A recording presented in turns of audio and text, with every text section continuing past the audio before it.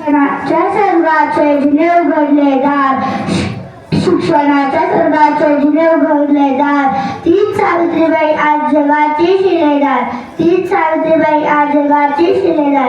माननीय अध्यक्ष पूज्य गुरुदेव वर्ग आणि माझ्या बालमित्रांनो, सर्वांना माझा नमस्कार.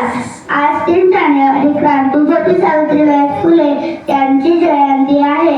या निमित्त मी आपणास त्यांची यशोगाथा सांगण्यास उत्सुक आहे. क्रांतीज्योती सावित्रीबाई फुले या भारताच्या पहिल्या महिला शिक्षिका आणि मुख्याध्यापिका होत्या.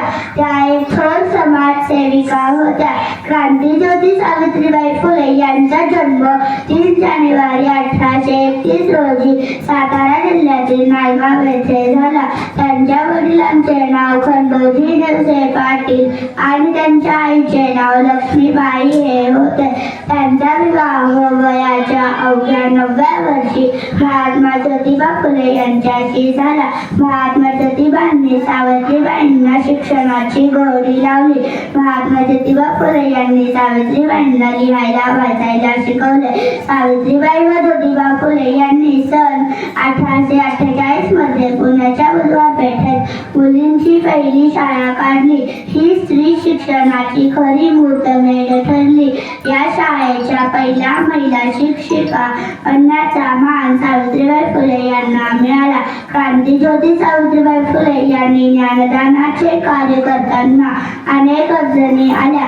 अनेक लोकांनी त्यांना खूप त्रास दिला. सावित्रीबाई शाळेला जाताना वाटेत लोक त्यांच्या अंगावर शेण, चिखल, दगड इत्यादी फेकत, पण तरीही सावित्रीबाई मुळीच डगमगल्या नाही. त्यांनी आपले पवित्र कार्य सुरूच ठेवले. स्त्रियांना शिकवणे हेच आपले ध्येय ठेवले. क्रांतीज्योती सावित्रीबाई फुले यांनी अनेक वाईट प्रथांना, चालरीतींना आणि रूढींना विरोध केला. समाजातील बालविवाह, सतीप्रथा आणि केशवपण यांना कडाडून विरोध केला. त्यांनी स्त्री शिक्षण ही समाजाची गुरु किल्ली आहे असा संदेश दिला.